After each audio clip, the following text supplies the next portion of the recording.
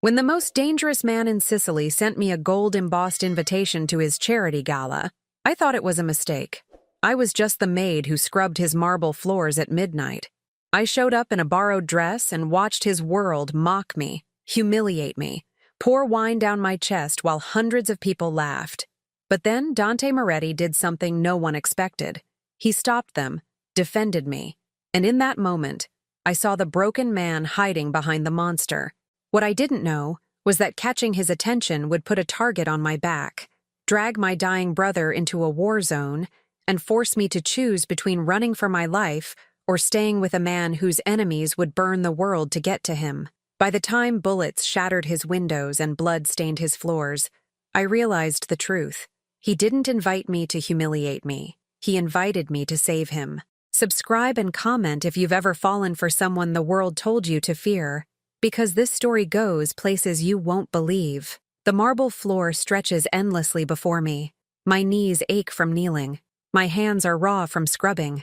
It's past midnight in the Moretti villa. The other staff left hours ago. I stayed because I need this job more than I need sleep. My brother Marcus needs medicine. Medicine costs money. Money means working when everyone else goes home. I dip my brush into the bucket. The water is cold now. I scrub harder at a stubborn stain near the grand staircase. Footsteps echo somewhere above me. I freeze. The staff whispered about him today. The master of the house. Dante Moretti. I've worked here 3 months and never seen him. He travels constantly. He prefers shadows to light. That's the charity case, I heard someone say this morning. The black girl who begs for extra shifts. My jaw tightened then. It tightens now, remembering it. I'm not a charity case. I'm a woman who works. I'm a sister who protects her family. The footsteps fade. I release my breath and return to scrubbing. An hour later, I'm finishing the entrance hall when I notice something. A cream envelope rests on the marble bench.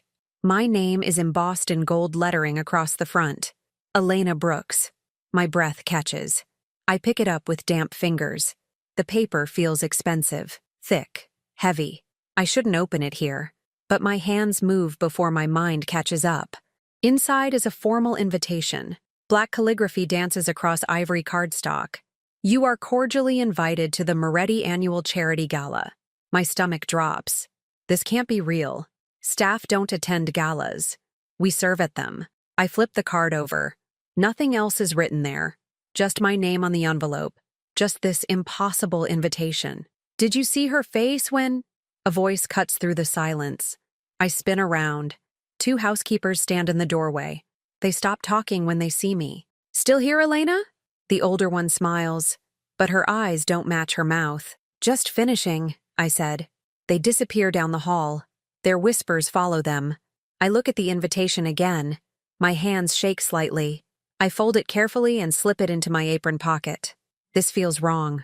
Rich men don't invite maids to their parties out of kindness. But I take it anyway. I unlock my apartment door at 2 in the morning. Marcus is asleep on the couch. His breathing sounds rough tonight. I kneel beside him. His forehead is warm. Not feverish, just warm. I pull the thin blanket higher over his shoulders. Our apartment is small. 1 bedroom, 1 bathroom, a kitchen barely big enough to turn around in. But it's ours. It's safe. I pull the invitation from my pocket. In the dim light, the gold lettering gleams. What's that? Marcus's voice is sleepy. Nothing, I said. Go back to bed. Can't. Too uncomfortable here. He coughs twice. The sound rattles in his chest. I help him to the bedroom. He's 8 but feels lighter than he should. The illness is stealing his strength day by day. After he's settled, I sit at our tiny kitchen table. The invitation stares at me. I should throw it away. Should forget it exists. But rent is due next week. Marcus needs new medication. His doctor bills are piling up faster than I can pay them. Maybe attending this gala could help somehow. Maybe someone there has connections, resources.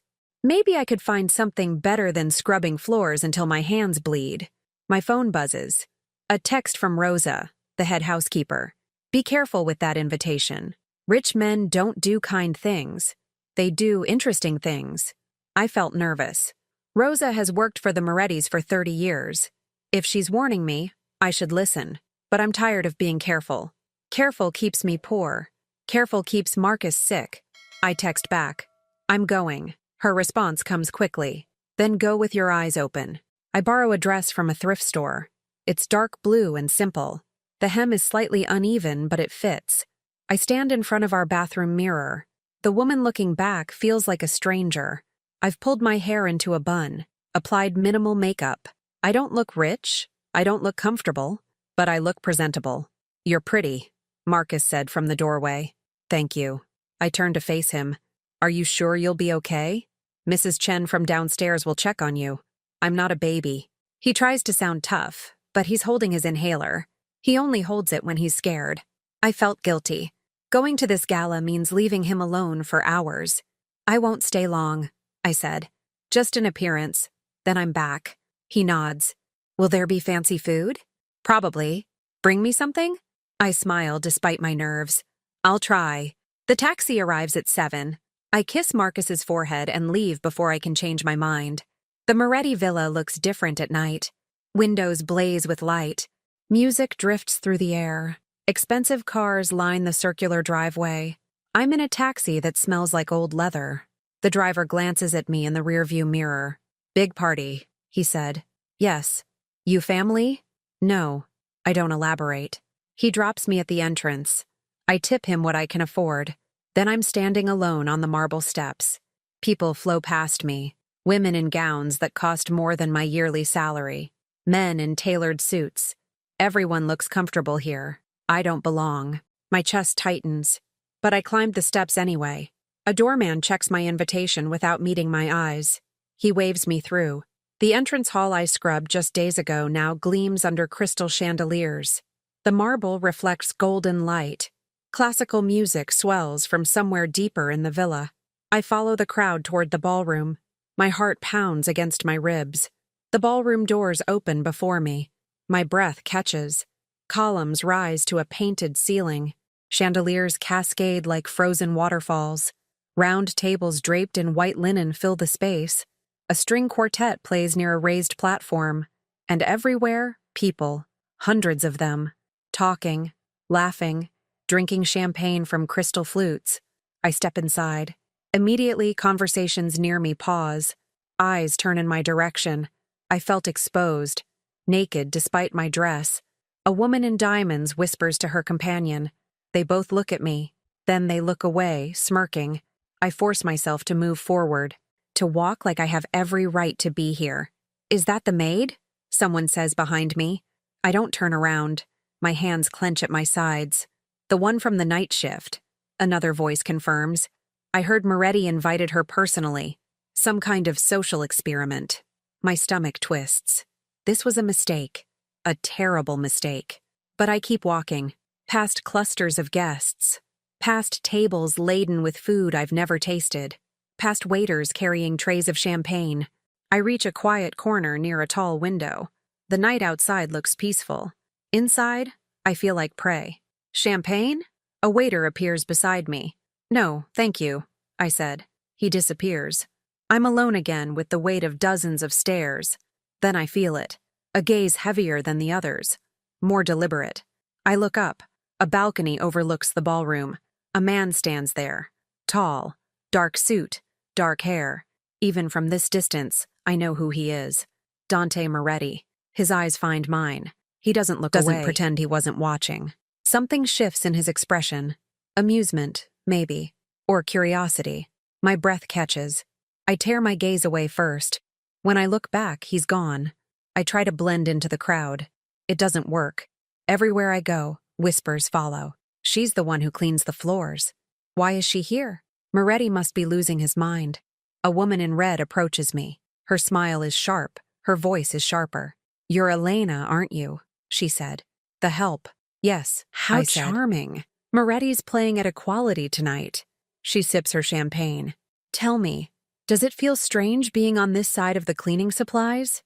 My throat tightened. I'm here as a guest. Of course you are. Her laugh is cruel. Just don't get too comfortable. Charity only extends so far. She walks away. Her perfume lingers. I felt humiliated. More people approach. Not to welcome me, to examine me, to make sure I know my place. Your dress is quaint, one man said. Did you borrow it? A woman asks. Where did you get your invitation? Another demands. I answer politely. I keep my voice steady, but inside I'm crumbling. This is what he wanted. Dante Moretti invited me to humiliate me, to watch me squirm in front of his world. I felt angry now, angry at him, angry at myself for coming. I turn to leave, but a hand grips my arm. Leaving so soon? A man with slicked back hair blocks my path. His smile doesn't reach his eyes. I'm Vince Rinaldi, Dante's business partner. I need to go, I said. But you just arrived. His grip tightens slightly. Dante went to such trouble inviting you. It would be rude to leave before the evening's entertainment. I don't know what that means. Oh, I think you do. He releases my arm. Then deliberately, slowly, he tips his wine glass. Red wine splashes across my chest, down my borrowed dress, onto my shoes. Gasps ripple through the crowd. Everyone turns to stare. How clumsy of me, Vince said. His voice was false sympathy. You should clean that up. You're good at cleaning, aren't you? My face burns. My hands shake. A single tear slides down my cheek before I can stop it. I won't cry. Not here, not in front of them. I bend down, searching for napkins, for anything to fix this disaster. The crowd watches. No one helps. No one speaks. Then a voice cuts through the silence. Deep, cold, commanding. Enough! Everyone freezes. I look up. Dante Moretti stands at the edge of the crowd. His face is unreadable, but his eyes are fixed on Vince. Dante, Vince starts. Enough, Dante says again. This time his voice was ice. The ballroom goes silent. Even the string quartet stops playing. Dante walks forward. The crowd parts for him without being asked. His footsteps echo on the marble floor. He stops in front of Vince. The two men stare at each other. Vince's confidence wavers. You spilled wine on my guest, Dante said. It was an accident, Vince said quickly. Was it? Dante's voice was quiet. Dangerous. Vince swallows. I didn't mean, apologize. What? You heard me. Dante's eyes sweep the crowd. All of you heard me. My guest was disrespected in my home. That ends now. No one moves. No one breathes. Apologize, Dante says to Vince. Now. Vince's jaw clenches, but he turns to me. I apologize. Louder, Dante said. I apologize for spilling wine on you. Vince's voice was strained. Dante looks at the crowd. Anyone else have something to say to Miss Brooks? The silence stretched. People examine their shoes, their champagne, anything but me. Good. Dante turns to me. Come with me. You need air. It's not a request, but I follow anyway. My dress drips wine onto the marble I scrubbed days ago. Dante leads me through a side door, down a quiet hallway, onto a balcony overlooking the sea. The night air is cool. The moon reflects silver on the water. I can breathe again. Why did you do that? I ask. Do what? Defend me. He leans against the balcony railing.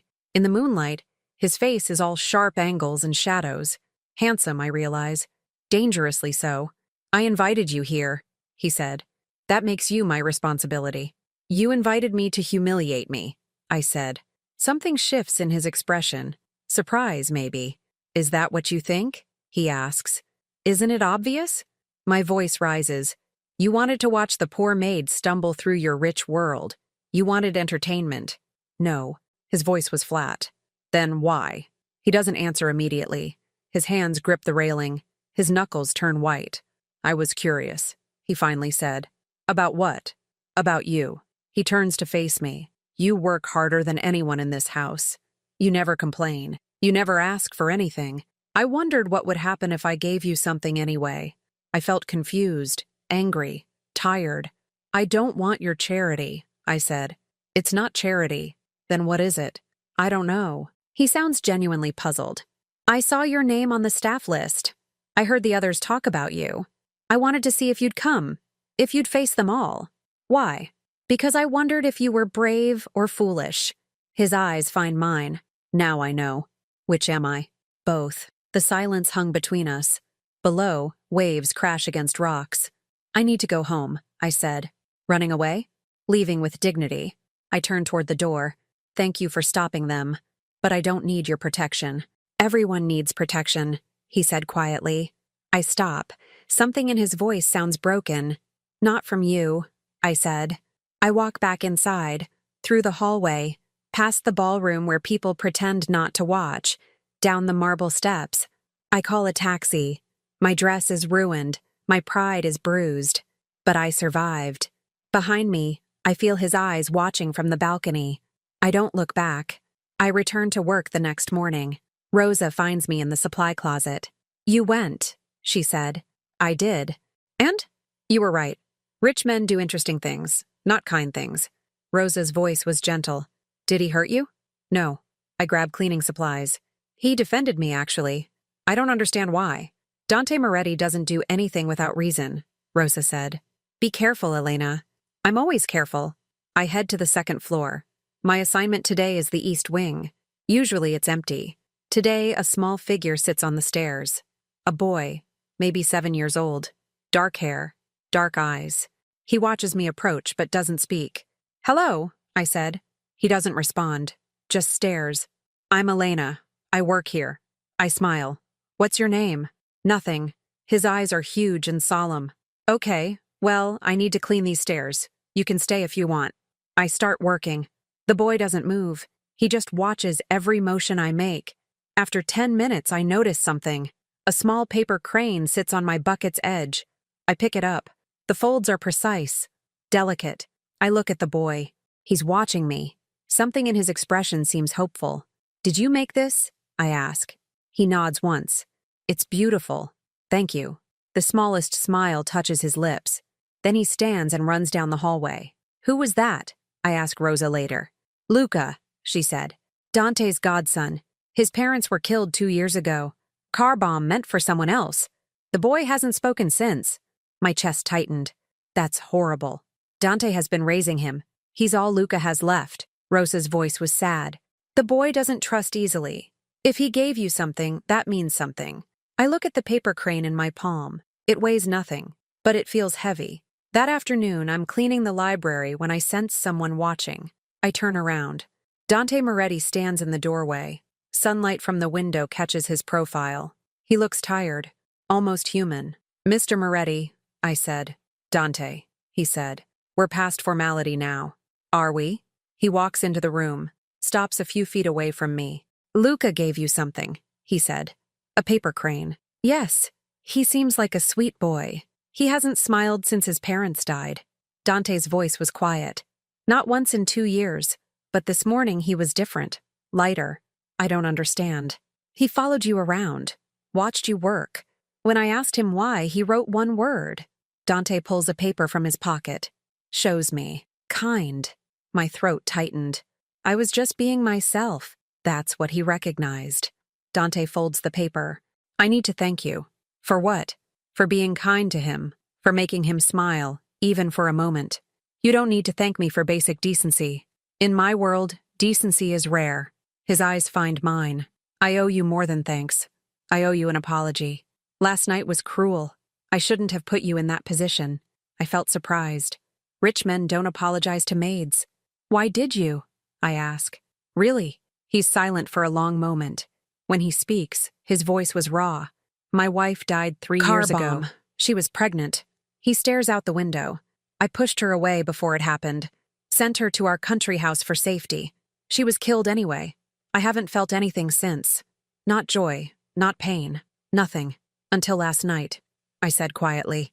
Until last night. He looks at me. When that tear fell from your eye, something in me woke up. Something I thought was dead. I felt guilt, shame, anger. I felt. The silence stretched between us, heavy with truth. She died because I sent her away, he said. Because I thought distance would keep her safe. But violence finds everyone in my world eventually. I'm sorry, I said. Don't be. Just know that's why I stopped them. Not out of pity, out of recognition. You were brave when you should have run. That reminded me of her. He leaves before I can respond. I stand in the empty library, clutching my cleaning cloth. 3 days pass. I don't see Dante, but I feel his presence everywhere. New security appears outside my apartment building. When I mention it to the doorman, he shrugs. Orders from up top, he said. Someone important wants this building protected. Marcus's doctor calls. Our medical bills have been paid. All of them. When I demand to know who paid, the receptionist says it was anonymous. I know better. There's only one person with that kind of money, that kind of reach. I storm into the villa that evening. Rosa tries to stop me. Elena, wait. Where is he? I ask. His office, but he's in a meeting. I don't care. I march up the stairs, down the hallway, past startled guards. I throw open his office door. Dante sits behind a massive desk. 3 men in suits turn to stare at me. Their hands move toward their jackets, toward weapons. Out, Dante said. His voice was calm. But sir, one man starts. Out. Now. They leave. The door closes. We're alone. You paid Marcus's medical bills, I said. Yes. You put security at my building. Yes. Why? My voice shakes. I told you I don't need your protection. I don't need your charity. It's not charity.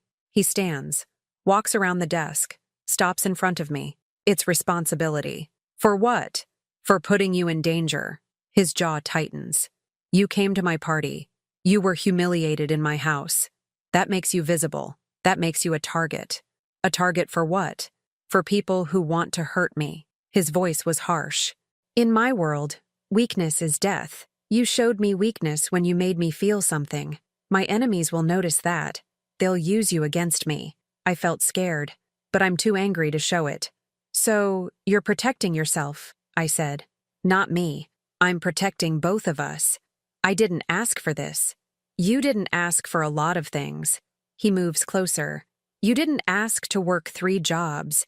You didn't ask for your brother to be sick. You didn't ask for your parents to die. But here you are, fighting anyway. How do you know about my parents? I know everything about you, Elena. Your address, your debts, your dreams. His eyes bore into mine. I know you read to Marcus every night. I know you skip meals to afford his medicine. I know you're exhausted and terrified and too proud to ask for help. My breath catches. You investigated me? Of course I did. I don't invite strangers to my home without knowing who they are. Then you knew. My voice rises. You knew they'd mock me. You knew I'd be humiliated. You did it anyway. Yes.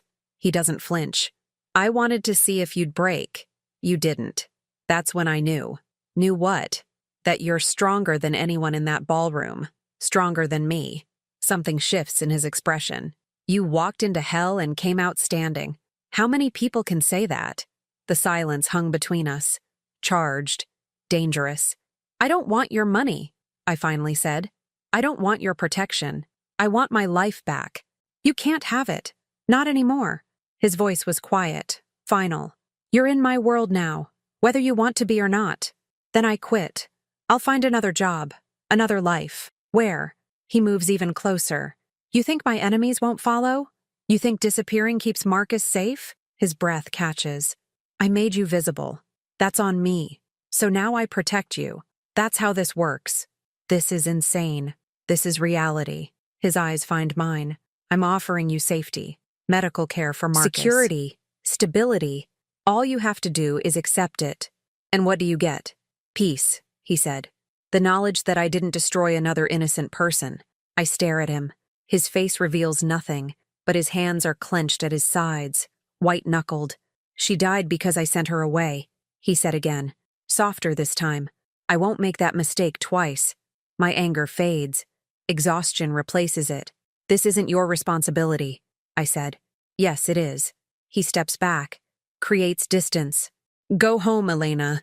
Think about my offer, but know that the security stays. The medical bills are paid. Whether you accept help or not, I'm keeping you safe. Why? Because I have to. His voice was raw, broken. Because if something happens to you, I'll never feel anything again. He turns away, dismisses me without words. I leave. My hands shake. My mind races. Everything has changed. And I don't know how to change it back. 2 days pass before I see the black car. It's parked across from my apartment building. Tinted windows, engine running. I freeze on the sidewalk. My breath catches.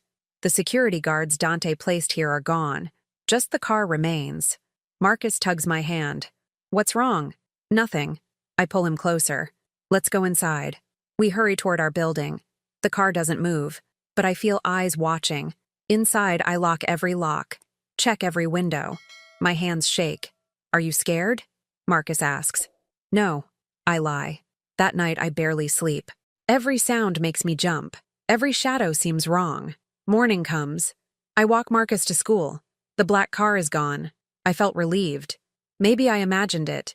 Maybe paranoia is making me see threats everywhere. Then I see it again. Outside the villa. Same car. Same position. My chest tightens. I walk faster toward the service entrance. Elena. Rosa appears beside me. Her voice was urgent.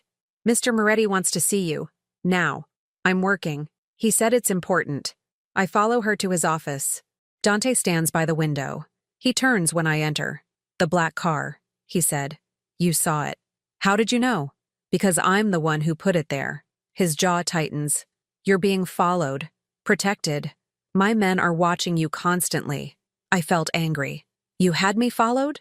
For your safety. You had no right. I had every right. He walks toward me. Someone tried to access your building last night. A man with no ID. No reason to be there. My men stopped him. The room spins. What? This is what I warned you about. His voice was hard. You're visible now. Vulnerable. I told you this would happen. So what? I'm a prisoner now? My voice rises. You control where I go, who I see. I control whether you live or die. His eyes find mine. That's the reality, Elena. Accept it. I won't. You don't have a choice. I step closer. My hands clench. I always have a choice. Then choose to be smart. Something shifts in his expression. Desperation. Choose to let me keep you safe. The silence stretched between us.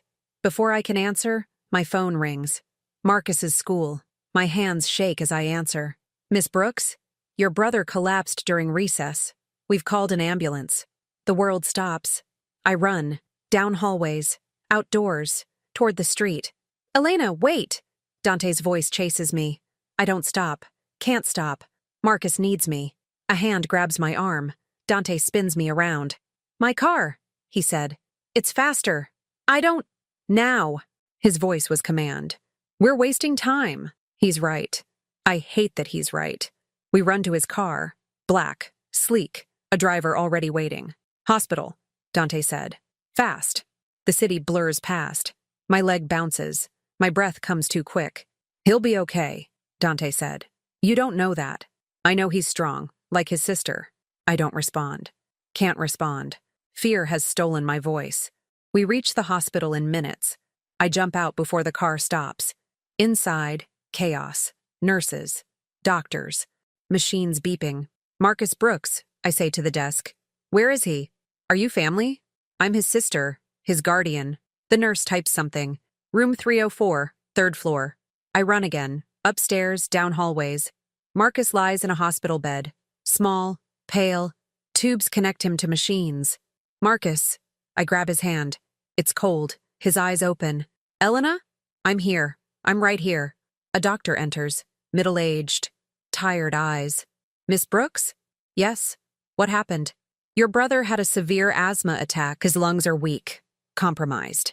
The doctor's voice was gentle. He needs constant medical supervision. Better medication. A controlled environment. I can't afford... It's handled, Dante said behind me. I spin around. He stands in the doorway. Somehow, I forgot he was there. What? I ask. The medical care. The medication. All of it. Dante looks at the doctor. Whatever he needs. Cost is irrelevant. The doctor nods. We'll transfer him to a private room. Start treatment immediately. Wait, I said. I didn't agree to this. Your brother is dying, Dante said quietly. This isn't about pride. It's about survival. I look at Marcus. His breathing sounds wrong. Labored. Elena? Marcus's voice was small. I'm scared. My heart breaks. I know, baby. Me too. Dante steps closer. Come to the villa, both of you. We have medical staff, equipment, space. He'll be safe there. I can't just move into your house. Why not? Because... I stop. Because I have no good reason. Because pride means nothing when Marcus is dying. Think about him, Dante said. Not about yourself. Not about what people will say. Just him. His eyes find mine. For once, there's no calculation there, just honesty. Okay, I whisper. Okay. 3 days later, we move into the villa. Marcus gets the guest wing. Bright windows, soft bed, medical equipment humming quietly. A nurse checks his vitals every 4 hours. A doctor visits twice daily. Within a week, color returns to his cheeks. I like it here, Marcus said one morning. It's big. It is. I agree. Is Mr. Moretti nice? I think about that. I don't know yet. He seems sad. Children see things adults miss. Marcus is right. Dante carries sadness in every movement. That afternoon, I find Luca outside Marcus's room. The boy holds a stack of paper, drawing supplies. Hi, Luca, I said. He waves shyly, points at Marcus's door. You want to visit him? Luca nods. Come on, I'm sure he'd love company. Inside, Marcus sits up in bed. His eyes widen when he sees Luca. Who's that? Marcus asks. This is Luca. He lives here too. Hi. Marcus smiles. Do you like drawing? Luca nods enthusiastically. Me too. Want to draw together? Luca's face lights up. He rushes to Marcus's bedside. They spread paper across the blankets. I watch them. 2 boys who've suffered too much, finding comfort in colored pencils and quiet company. Dante appears in the doorway. He watches too. His voice was soft. He hasn't played with anyone since his parents died. Maybe he just needed someone who understands, I said. Understands what? Loss. Fear. What it feels like when the world becomes dangerous. Something shifts in his expression. You understand that too. Yes. We stand in silence, watching the boys draw, watching innocence persist despite everything. Thank you, I finally said, for helping Marcus. For this. You don't need to thank me. Yes, I do. You didn't have to do any of this. I did. His eyes find mine. Because sending you away would destroy me. I know what that feels like now. Before I can respond, he leaves. Days blur into routine. Marcus grows stronger. Luca speaks his first word in 2 years. It happens during breakfast. The boys are eating pancakes. Luca points at the syrup. More, he said. Quiet. Tentative. But clear. Everyone freezes. Rosa drops a plate. It shatters. Luca? Dante's voice was shaken. Did you just— More, please. Luca says again. Dante's breath catches. He crosses the room, pulls Luca into his arms. His shoulders shake. I realize he's crying. Dante Moretti is crying. Marcus grins at me. I told him it's okay to talk. That words don't hurt. My throat tightened. You're a good friend. That afternoon, Dante asks me to walk with him. We tour the house, not as master and servant, as something undefined.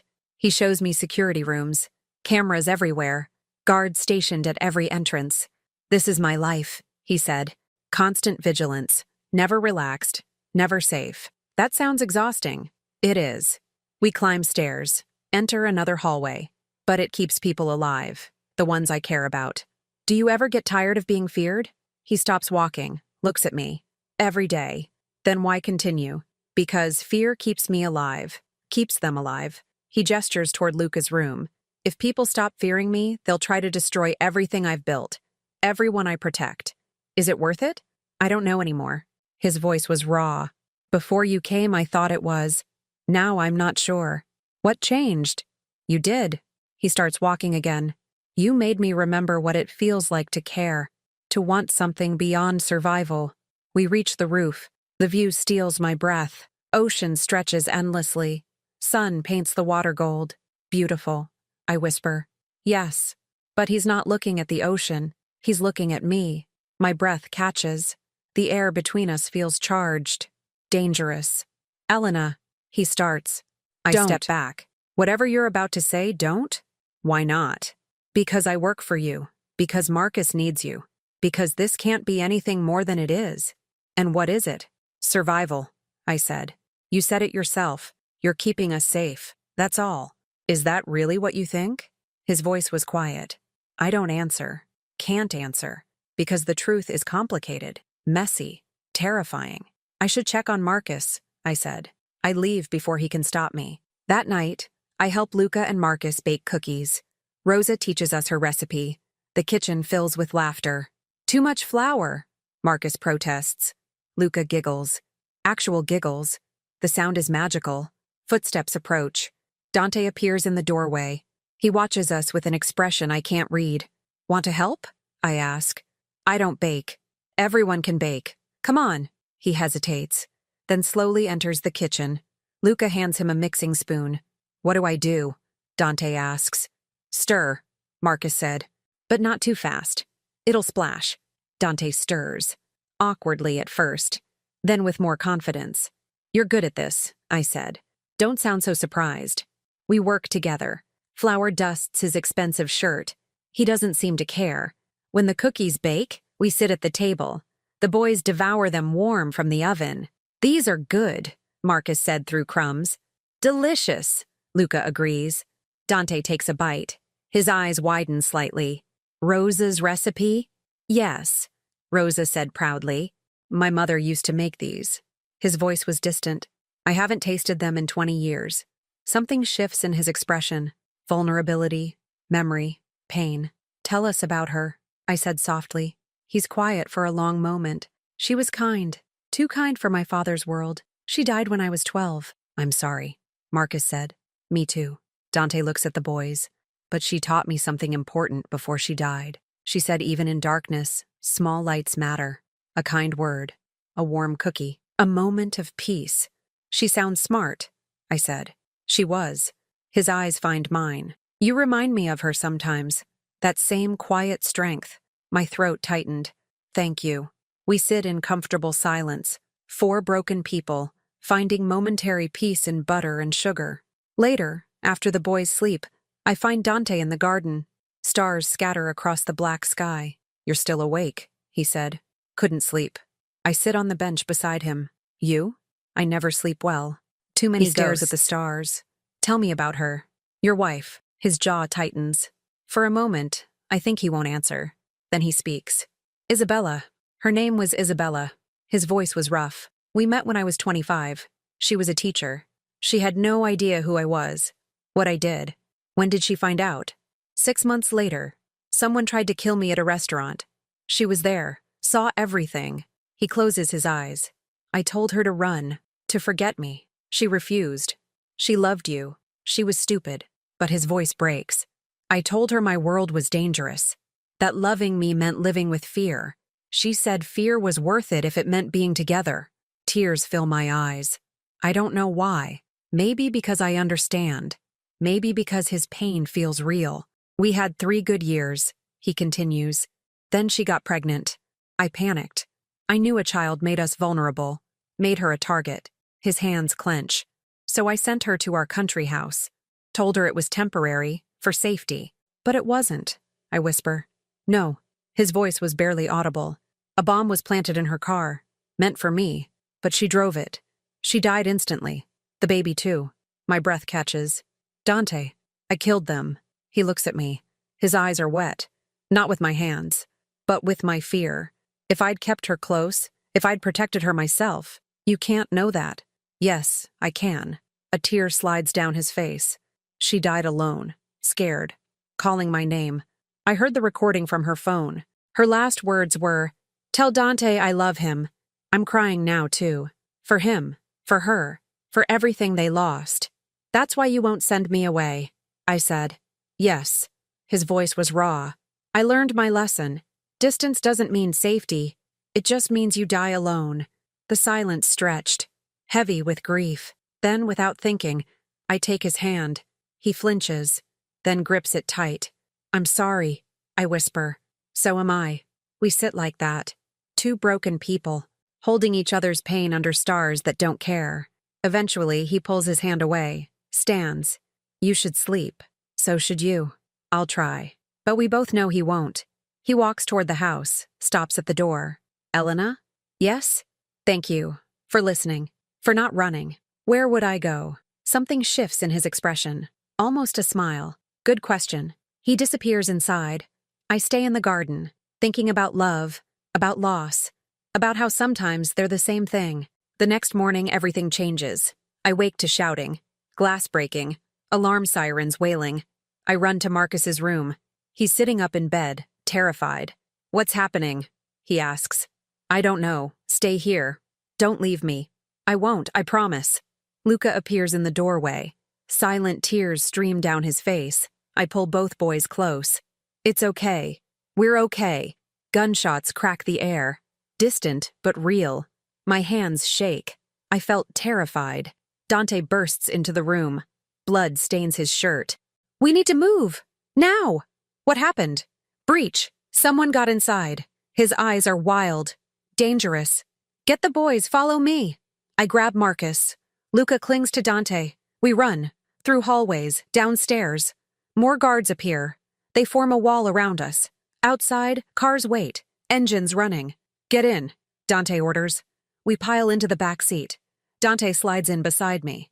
The car speeds away before the doors close. Where are we going? I ask. Countryside estate. Safer. More remote. His jaw tightens. This was an inside job. Someone betrayed me. Who? I don't know yet, but I'll find out. His eyes find mine. Are you hurt? No. The boys? He checks them. Both shaken, but unharmed. They're okay. Marcus buries his face in my shoulder. Luca does the same with Dante. I'm scared, Marcus whispers. Me too, I admit. Dante's voice was hard. You won't be. I promise. No one will touch you again. I believe him.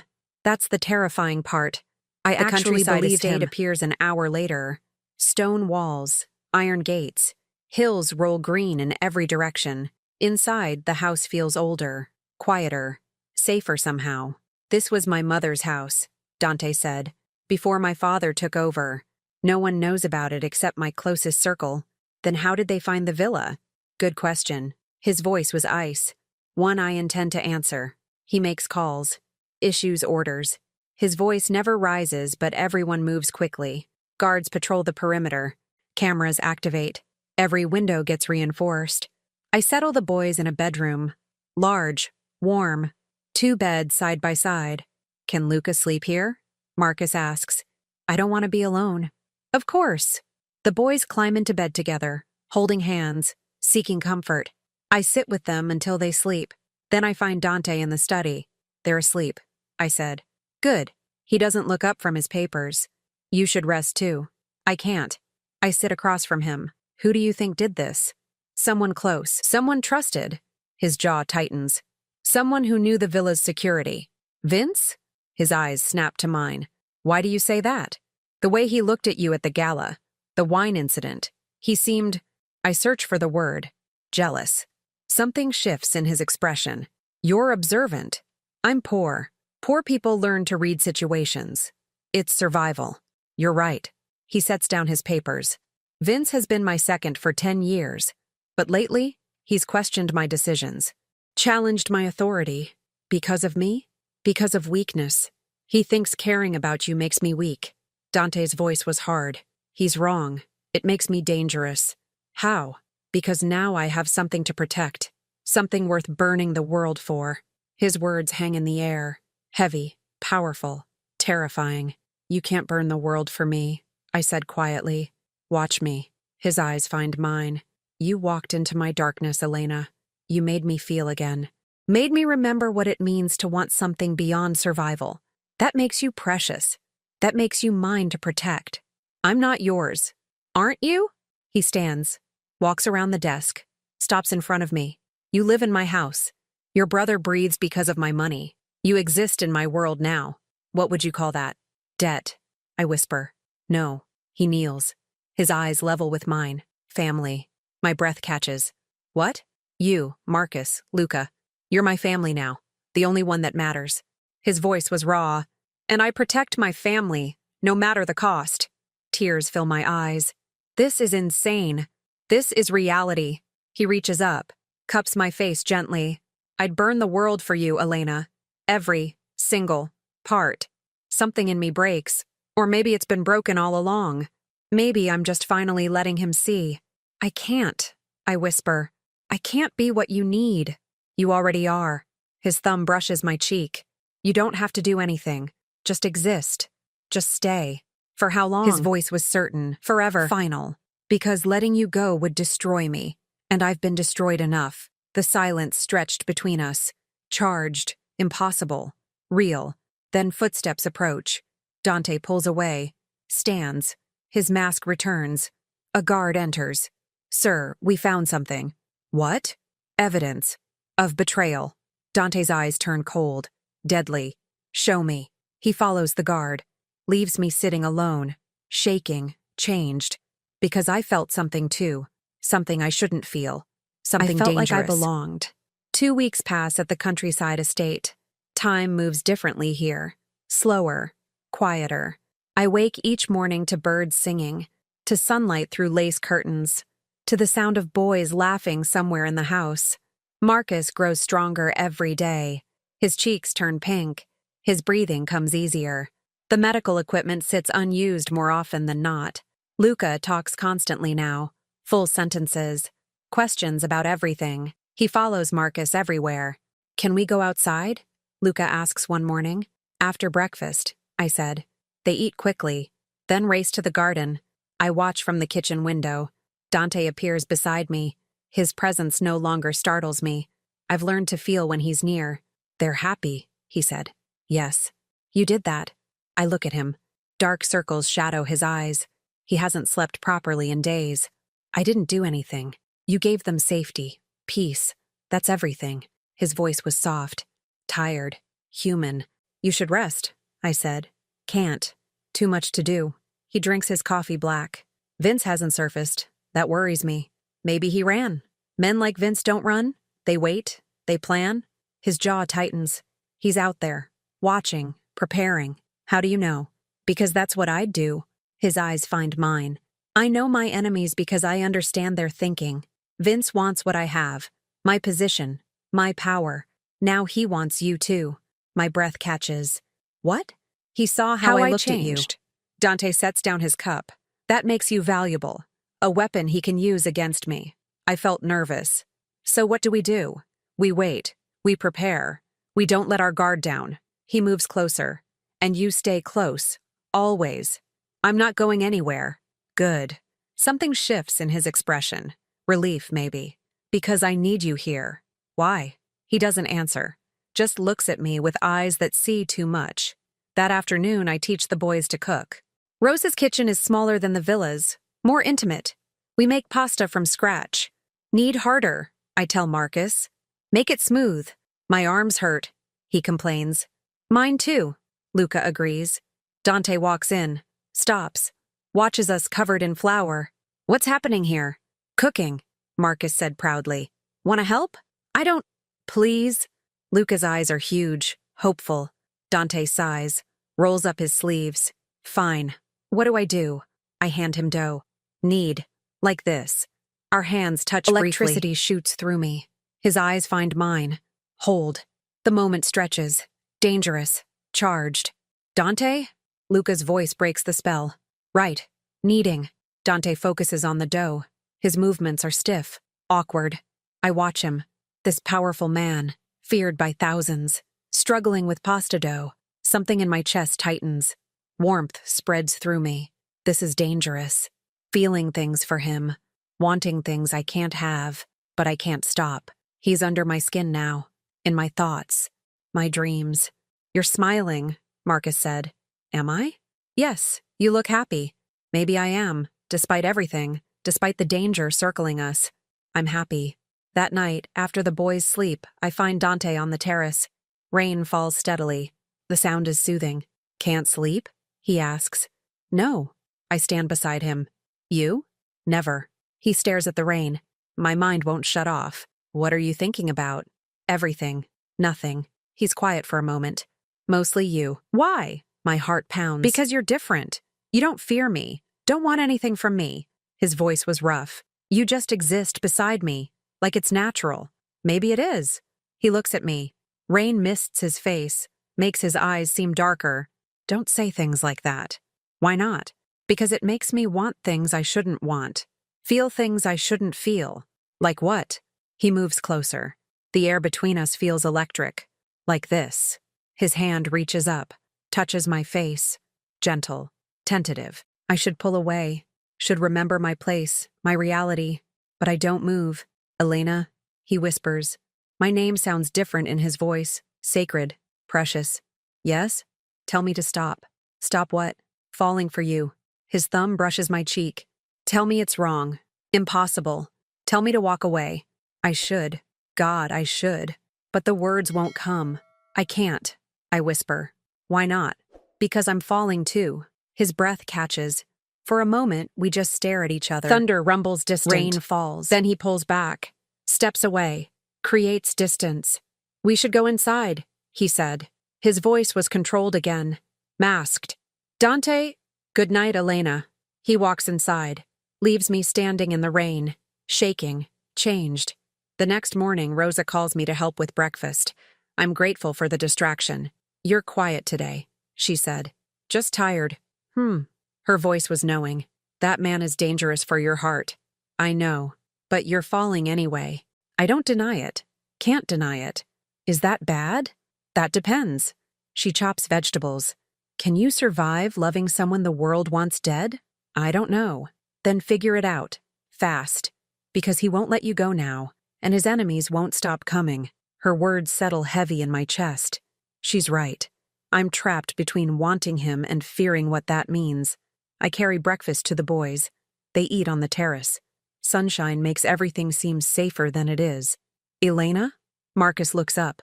Are we staying here forever? I don't know. Maybe. I like it here. It feels like home. Luca nods. Safe. Happy. Their words make my throat tighten. They've found peace here. Security. Family. Can I take that away? Can I leave even if I wanted to? Dante appears. He looks at me. Something passes between us. Unspoken. Heavy. Boys, finish eating, he said. Then you can play in the garden, but stay where the guards can see you. Okay. They race off. Crumbs scatter behind them. Dante and I stand alone. The silence stretched. About last night, he starts. Don't. I look at him. Don't apologize. Don't take it back. Just let it be. I can't. Why not? Because wanting you makes you a target. Caring about you puts you in danger. His voice was harsh. I should send you away. Keep you safe. But you won't. No. His eyes find mine. Because I already tried that once. It killed the woman I loved. I won't make that mistake again. So what do we do? Together, we survive. He moves closer. And when this is over, when Vince is dead and the threat is gone, then maybe what? Maybe we can have something real. His voice was quiet, hopeful, terrified.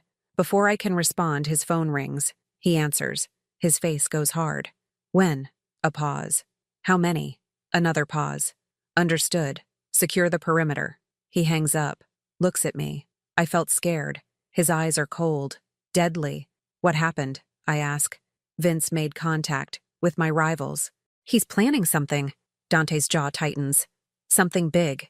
When? Soon. Maybe today. Maybe tomorrow. He grabs my shoulders. Listen to me. Stay inside. Don't leave the house. Keep the boys close. If anything happens, hide. Don't try to be brave. Just hide. You're scaring me. Good. Fear keeps you alive. He pulls me close. Holds me tight. I won't let him touch you. I promise. Thunder rumbles overhead. The sky darkens. Rain begins again. Something feels wrong. The air tastes different. Heavy with coming violence. Dante, I whisper against his chest. I know. His arms tighten. I feel it too. The storm arrives fast. Rain pounds the roof. Wind rattles windows. Darkness falls though it's only afternoon. I gather the boys in the living room. Build a fire. Try to keep them calm. I don't like storms, Marcus said. Me neither, Luca agrees. It's just weather, I said. But my hands shake. My voice sounds false. Dante is somewhere in the house. Meeting with guards, planning, preparing. I felt helpless, useless. All I can do is wait. Rosa brings candles. Power might go out. Better to be ready. What's happening? War, she said simply. It's been coming for years. Now it's here. Hours pass. The storm doesn't let up. Wind screams. Rain drowns everything. Then I hear it. A crash. Distant, but real. Not thunder. Something else. Gunfire. Marcus looks up. What was that? Nothing. Just more gunshots. Closer now. Shouts echo through the house. The boys start crying. I pull them close. My heart pounds against my ribs. Dante bursts into the room. Blood stains his shirt. Move. Now. What's happening? They breached the gate. Vince brought an army. His eyes are wild, desperate. Get to the safe room, 3rd floor, go. I grab the boys. We run, upstairs, down hallways. Guards appear, disappear. Everything is chaos. Gunfire explodes behind us. Glass shatters. Someone screams. We reach the 3rd floor. Dante points to a door. Inside. Lock it. Don't open for anyone but me. What about you? I'll hold them off. He kisses my forehead. Fast. Hard. If I don't come back, don't say that. If I don't come back, there's a tunnel. In the safe room. It leads to the road. Take the boys. Run. Dante, I love you. The words come fast. Desperate. I need you to know that. I love you. Then he's gone. Running back toward the gunfire. I push the boys into the safe room. Lock the door. My hands shake so badly I can barely turn the bolt. Inside, the room is small. Concrete walls, no windows. Supplies line the shelves. Marcus and Luca huddle together. Silent tears stream down their faces. It's okay, I lie. We're safe here. But we're not safe. Nowhere is safe. Violence is coming. Death is coming. I hold the boys tight. Listen to gunfire. To shouts. To chaos destroying everything. Then silence. Sudden. Complete. The silence is worse than noise. Minutes pass. Hours, maybe. Time stops meaning anything. Then footsteps. Coming closer. Steady. Deliberate. A knock on the door. Elena? It's me. Open up. Not Dante's voice. Someone else's. Elena? I know you're in there. Open the door. Dante's dead. It's over. Vince. I felt terrified. My breath catches. Marcus whimpers. I'll break it down if I have to. But that will scare the boys. You don't want that. He's right. The boys are already traumatized. More violence will break them. What do you want? I call through the door. You, alive, unharmed. Come out peacefully and I'll let the boys go. I don't believe you. Smart girl. His laugh is cold. But what choice do you have? Stay in there and starve, or come out and negotiate? I look at Marcus and Luca. They're holding each other, shaking, terrified. I can't let them suffer more. Can't let this destroy them completely. Promise me, I said. Promise the boys go free. You have my word. His word means nothing, but I'm out of options. Elena, no. Marcus grabs my arm. I have to. I kiss his forehead. You and Luca find the tunnel. Run. Don't look back. I won't leave you. You have to. For Luca. He needs you. I look at both boys. Be brave. Be smart. Survive. I unlock the door. Open it. Vince stands there, smiling. 3 armed men surround him. Smart choice, he said. Let them go. In a minute. He grabs my arm, pulls me into the hallway. First, let's have a chat about your boyfriend. He drags me down the stairs. I don't fight. Don't resist. Just pray the boys run. We reach the main hall. Bodies litter the floor. Blood stains the marble. The beautiful house is destroyed. Where's Dante? I ask. Bleeding out in the garden, but not dead. Not yet. Vince pushes me into a chair.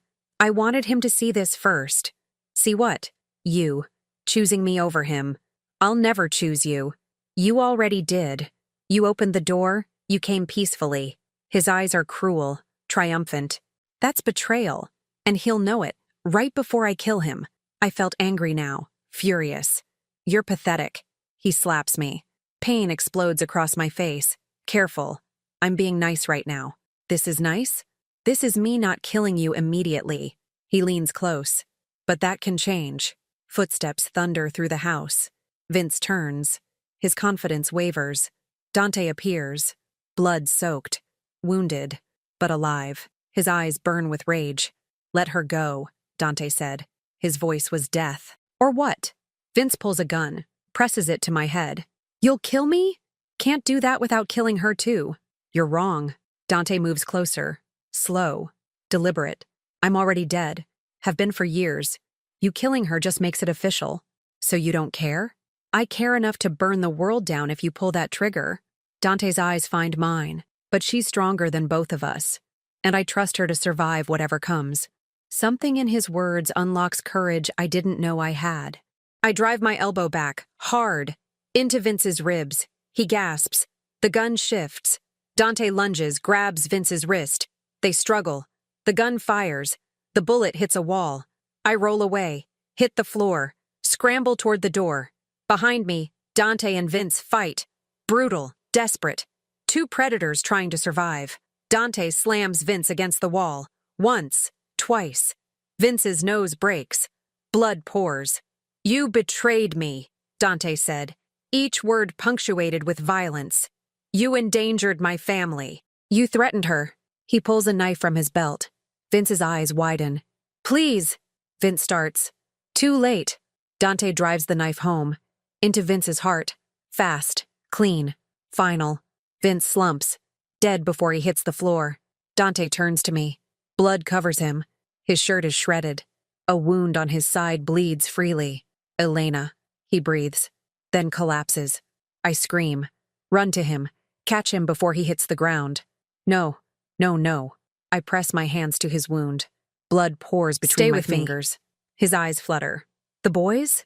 Safe. They're safe." Tears stream down my face. "Don't you dare die. Don't you dare leave me." "Can't help it," he whispers. "I'm tired, Elena. So tired." "Then rest. But don't die. Please don't die." Guards appear. Someone calls for a doctor. Hands pull me away from Dante. "No, I won't leave him." "Miss, you have to. Let us work." They carry him to the medical room. I follow, covered in his blood, shaking, terrified. Hours pass. The doctor works. Stitches, bandages, transfusions. I sit outside the door. Rosa brings me water. I don't drink it. Marcus and Luca appear, pale, scared. "Is he okay?" "I don't know." They sit beside me. We wait together. A makeshift family holding each other while death circles. Finally, the doctor emerges. "He'll live. He's strong. Lucky." I felt relieved. My whole body sags. "Can I see him?" "He's sleeping, but yes." I enter the room. Dante lies in bed, pale, still. Bandages cover his chest and side. Take his hand. "It's cold." "You promised," I whisper. "You promised not to leave me." His fingers twitch. His eyes open slightly. "Elena? I'm here. The boys? Fine. Safe." I squeeze his hand. "Thanks to you." "Vince? Dead. You killed him." "Good." His eyes close again. "Tired. Then sleep. I'll be here when you wake." "Promise?" "I promise." He sleeps. I stay, holding his hand like it's my lifeline. Maybe it is. 3 days pass. Dante wakes for minutes at a time. Drinks water, takes medicine, then sleeps again. I never leave. Rosa brings food. Marcus and Luca visit. But mostly, it's just me and him. On the 4th day, he wakes fully. His eyes are clear, focused. "You're still here," he said. "Where else would I be?" "Running, far away from me." His voice was rough. "From this life, this violence." "Maybe I should." I stand. Walk to the window. Maybe staying is stupid. It is. Then why do I want to? Silence.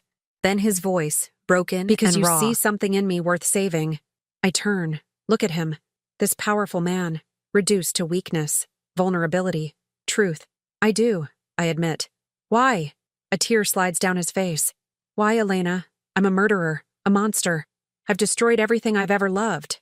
"No, you haven't. I killed Vince with my bare hands. You saw it. I saw you protecting your family." I move back to the bed. Sit beside him. "I saw you being willing to die for us. That's not a monster. That's a man." His breath catches. More tears fall. I'm so tired of being strong, of pretending I'm not broken, then break. I take his hand. "I'll still be here." He sobs. Deep, wrenching. Years of grief and guilt pouring out. I hold him. Let him cry. Let him be human. When the tears stop, he looks at me. "Why are you still here?" "Because you finally let me in." I brush hair from his forehead. "You stopped pretending, stopped hiding. You let me see the real you. And you didn't run." "No, I stayed."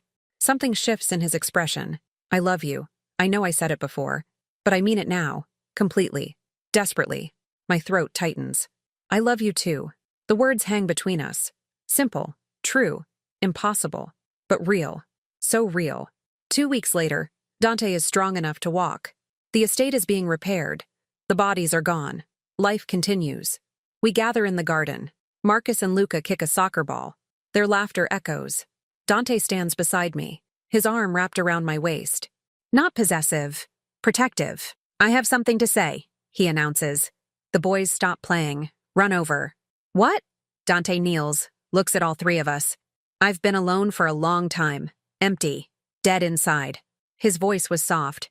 But you changed that. You gave me family, love, life. Marcus grins. Luca nods. I wait. Elena. Dante takes my hand. You're not my maid, not my responsibility. You're my heart, my future, everything I want. My breath catches. Dante, stay. Not because you want to. His eyes find mine. Build a life with me. A real life. Safe. Happy. Together. Tears fill my eyes. Yes? He stands. Pulls me close. Kisses my forehead. Thank you. For what? For saving me. Marcus and Luca cheer. Jump around us. Celebrating. We're a family now. Broken pieces finding their place. The sun sets over the hills. Golden light paints everything beautiful. For the first time in forever, everything feels right. 6 months later, the villa is rebuilt. Stronger than before. Security everywhere. But it feels less like a fortress now. More like a home. Marcus runs through the halls. Healthy. Strong. His laughter fills empty spaces. Luca chases him. Both boys tanned from summer sun. Careful, I call. Don't break anything. They ignore me. Disappear around a corner. I'm in the kitchen, baking Rose's cookies again. The recipe is second nature now. Arms wrap around me from behind. Dante. He smells like coffee and safety. They're wild today, he said. They're happy. Because of you. He kisses my neck. You brought joy to this house, to my life. I turn in his arms. Look at him. This man I love, who loves me back. We brought it together. True. His eyes find mine. Have I told you today? Told me what? That I love you. That you're my everything. Maybe once or twice. He smiles. Actually smiles. The expression still surprises me sometimes. Makes my heart race. Good. Because I plan to say it every day. Forever. Forever is a long time. Not long enough. The boys burst back into the kitchen. Can we go to the beach? After cookies, I said. Promise? Promise. Later, we all walk to the shore. Sand warm beneath our feet. Waves crash gentle against rocks. Dante holds my hand. Marcus and Luca run ahead, chasing seagulls. Being children. This is nice, Dante said. It is. I never thought I'd have this. Peace. Family. You. His voice was quiet. Thank you for not giving up on me. Thank you for not giving up on yourself. We stand together, watching our boys play, watching the sun paint the sky gold and pink. Elena? Yes? You walked into my darkness. His eyes find mine, warm, certain, full of love, and taught me how to live again. I smile, kiss him soft. We taught each other. The waves break. The children laugh. The world keeps turning. And finally, we're home. The first week after Vince's death passes in a blur. Dante heals slowly. His body mends faster than his mind. I watch him sometimes, standing at windows, staring at nothing, his jaw tight, his hands clenched. What are you thinking? I ask one morning. That I almost lost you. That I almost died before telling you the truth. What truth? He turns. His eyes find mine. That you're the only good thing I've done in 20 years. The only thing worth protecting. My throat tightens. You've done other good things. Luca, Marcus, this family. Because of you. He walks closer. You made me want to be better, to try. You were always capable of better. You just needed a reason. You're my reason. His hand touches my face. Gentle, reverent. My only reason. I lean into his touch. This man. This dangerous, broken, beautiful man. He's mine now. Somehow. I'm scared. I admit. Of what? That this won't last. That something will come and destroy it. Nothing will. His voice was certain. Final. I've eliminated every threat. Cleaned house. My enemies are dead or terrified. We're safe now. For how long? Forever. He kisses my forehead. I promise you forever, Elena. I want to believe him. God, I want to believe him. Marcus and Luca adapt quickly. Children are resilient that way. They've seen violence, survived it. Now they choose joy instead. Want to play soccer? Marcus asks Luca every morning. Yes, Luca always agrees. They run outside. Guards watch from a distance. But the boys don't notice anymore. They're used to security, to walls, to protection. Is this normal? I ask Rosa. For children to accept this life so easily? Normal is relative. She needs bread dough. They feel safe, loved. That's all children need. But the violence they saw will scar them. Yes. Rosa's voice was gentle. But love heals scars. Time heals scars. You and Dante are giving them both. I hope she's right. I watch the boys through the window. They look happy, healthy, whole. Maybe perfect doesn't exist. Maybe good enough is actually good enough. Dante appears behind me. His arms wrap around my waist. This is new. Him touching me freely, openly, showing affection without fear. They're happy, he said. They are. Because we're happy. His breath warms my neck. Happiness is contagious, apparently. I smile, turn in his arms. Are you happy? Yes. The answer comes without hesitation. For the first time in years, yes. Even with everything that happened, everything you had to do, especially because of that. His eyes are serious, intense. I fought for this, killed for this, nearly died for this. That makes it precious. That makes it terrifying. Same thing. He kisses me softly. Love is terrifying. Worth it, though. My heart pounds. Is that what this is? Love? Yes. His voice was certain. This is love. Real. Messy. Terrifying. But love. I kiss him back. Deeper this time. Pouring everything into it. Fear, hope, trust, love. When we break apart, we're both breathless. Both changed. Marry me, he said. I freeze. What? Marry me. Not someday. Not eventually. Now. His eyes find mine. I want you to be mine. Legally. Officially. Permanently. My breath catches. Dante? I know it's fast. I know we've barely had time to breathe. His hands cup my face. But I'm 40 years old. I've wasted too much time already. I want this. You. Forever. Tears fill my eyes. Are you sure? I've never been more sure of anything. His voice was raw, honest. You saved me, Elena. Gave me a reason to live. Let me give you everything in return. I don't need everything. Then let me give you myself. Completely. Honestly. Forever. He pulls back slightly, reaches into his pocket, pulls out a ring. The diamond catches the light.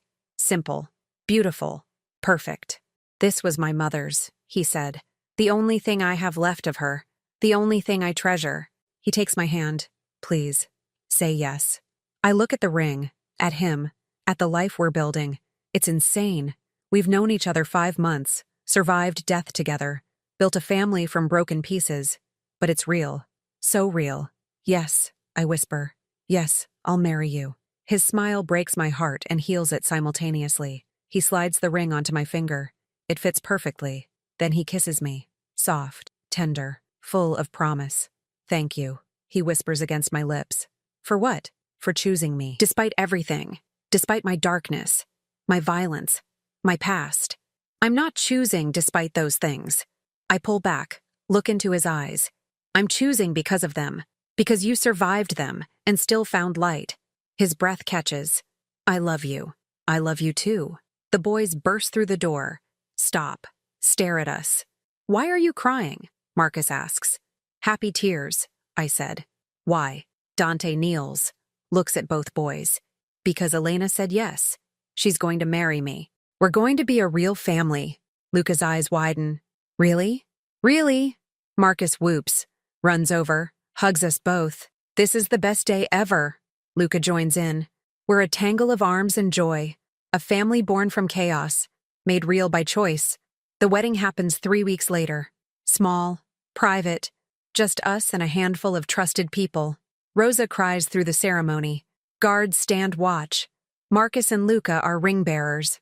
I wear a simple white dress.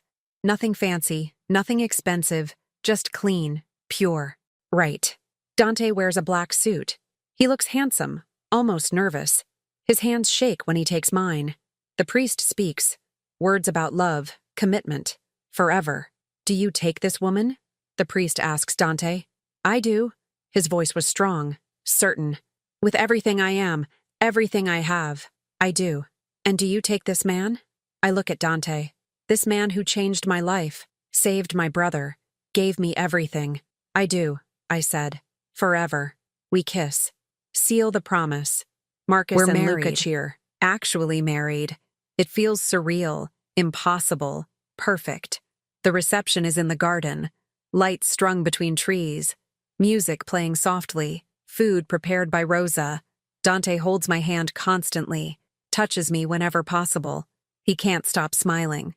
You're different, I said. Happy looks different on me. It does. I like it. Good. Because I plan to stay this way. He pulls me close. Dance with me? I don't know how. Neither do I. We'll figure it out together. We sway to the music. Awkward, imperfect, beautiful. Thank you, he whispers. You keep thanking me. Because I keep finding new reasons to be grateful. His arms tighten. You gave me back my life, my heart, myself. You did the same for me. Then we're even. No. I look up at him. We're partners. Better than even. His eyes find mine, full of love, certainty, peace. Partners, he agrees. I like that. The music changes. Faster now. Marcus pulls Luca onto the makeshift dance floor, laughing. Dante and I watch them. Our boys, our family. This is real, I said. This is actually real. Yes. I keep waiting for something to go wrong. Nothing will. His voice was promise, protection. I'll make sure of it. I believe him. For the first time in my life, I actually believe someone's promise. Our wedding night is quiet, private, sacred. Dante is gentle, careful. He treats me like something precious, breakable. I won't break, I whisper. I know. But I might. His voice was rough. This matters too much. You matter too much. I pull him closer, kiss him deeply, show him without words what I need. Afterward, we lie tangled together. His fingers trace patterns on my skin. My head rests on his chest. Tell me something, I said. Something nobody else knows. He's quiet for a moment. I was scared to love you. Why? Because I knew once I started, I'd never stop. You'd become my weakness, my vulnerability. His hand finds mine. I was right. You are. But you're also my strength. How can I be both? Because loving you makes me want to be better, stronger, worthy of you. He kisses my hair. You're my weakness and my armor, my fear and my courage. Tears fill my eyes. That's beautiful. It's true. He shifts, looks down at me. I spent 20 years building walls. You knocked them down in 5 months. That terrified me. Does it still? No. Now it feels like freedom. His thumb brushes my cheek. You freed me from myself, from my fear, my past. We freed each other. Yes. His smile is soft. Real. We did. We fall asleep wrapped together. Safe, whole, home. The next morning I wake to children's laughter. Sunlight streams through windows. Dante sleeps beside me, his face peaceful, young almost. I watch him. This man. My husband. The word feels foreign, wonderful. His eyes open, find mine. Morning, wife. Morning, husband. We smile at each other. Ridiculous. The boys are awake, giddy, he said. Happy. I hear them. We should get up. Probably. Neither of us moves. We lie there, existing, being, together. Finally, noise becomes too loud to ignore. We dress, head downstairs. Marcus and Luca are in the kitchen, attempting to make breakfast. Flour covers everything. What are you doing? I ask. Making you wedding breakfast, Marcus announces proudly.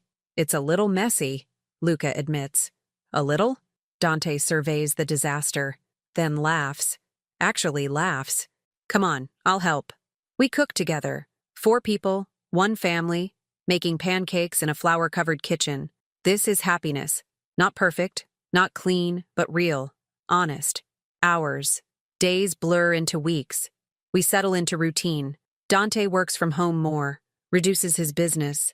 He wants time with us, with life. I spent too long chasing power, he said one night. Now I just want peace. Do you miss it? The power? Sometimes. He's honest.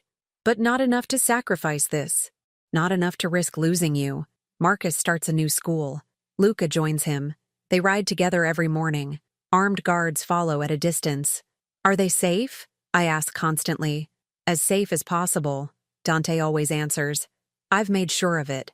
I teach myself to trust, to breathe, to believe in safety. It's hard.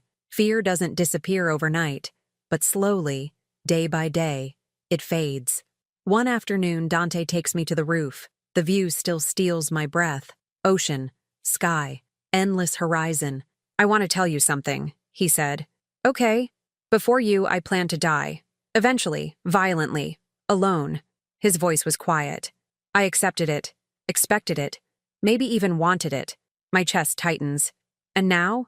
Now I plan to live, fully, completely, with you. He pulls me close. You changed my ending, made me want a future instead of fearing it. I'm glad. Me too. He kisses my temple. Thank you for that, for giving me something to live for. You gave me the same thing. We stand together, watching waves crash, feeling alive, grateful, together. 6 months after the wedding, life feels normal. Strange to say, but true. Marcus and Luca are thriving. School reports come back excellent. They've made friends, found stability. Dante and I fall into rhythm. Morning coffee together, evenings walking the beach, nights tangled in each other. I'm pregnant, I tell him one morning. He freezes. Coffee cup halfway to his mouth. What? Pregnant. About 8 weeks. My hands shake. Is that okay? He sets down the cup, crosses the room, pulls me into his arms. Okay? Elena, it's perfect. His voice breaks. A child. Our child. You're sure? I'm sure. He pulls back, cups my face. I lost one child before. I thought I'd never get another chance. But you're giving me that. Another chance. Another future. Tears stream down my face. I'm scared. Me too. He kisses my forehead. But we'll figure it out. Together. We tell the boys that night. Cheer. Marcus wants a brother. Luca wants a sister. They argue happily. Dante and I watch them, our family growing, expanding, becoming more. This is everything, he whispers. Yes. I never thought I'd have this. Never thought I deserved it. You do. We all do. His hand finds mine, squeezes. Thank you. For what this time? For believing in us, in me, in this life we're building. Always, I promise. Always. The baby comes 7 months later. A girl. Small. Perfect. She's beautiful. Loud, Dante whispers. Tears stream down his face. She looks just like you. She has your eyes. Good. So she'll see the world clearly. He touches her tiny hand. She grips his finger. Hello, Isabella. Welcome home. We named her after his first wife, his way of honoring the past while embracing the future. Marcus and Luca are obsessed. They take turns holding her, singing to her, being gentle. She's so little, Marcus says in awe. You were little once too, I remind him. Really? Really? Luca kisses the baby's head. I'll protect her. Always. Dante's breath catches. We all will. Our family is complete now. 5 people, bound by choice, love, survival. 1 year after Isabella's birth, we gather in the garden. Spring has arrived. Flowers bloom everywhere. The boys chase butterflies. Isabella toddles after them, unsteady but determined. Dante and I sit together, watching our children, our life. Do you ever regret it? I ask. Choosing this life? Leaving your empire behind? Never. His answer is immediate. This is my empire now. You, them, this. He gestures to the garden. This is what power actually looks like. A garden? Love, he corrects. Love is the most powerful thing in existence. It saved me, changed me, made me human again. I lean against him. His arm wraps around me. Automatic, natural, home. I love you, I said. I love you too. He kisses my hair. More than I thought possible. More than words can say. Isabella falls. Dante tenses, ready to run to her. But Marcus is already there, helping her up, brushing dirt from her dress. They're good brothers, I said. They are. Pride fills his voice. We did that. Made them a family. We did it together. The only way that matters. The sun begins to set. Golden light paints everything beautiful. Our children, our home, our life. Elena? Dante's voice was soft. Yes? You walked into my darkness, taught me how to live again. His eyes find mine, full of love, certainty, forever. I smile. Kiss him gently. We taught each other. The children's laughter echoes through the garden. The waves crash beyond the walls. The world keeps turning, and we're finally home.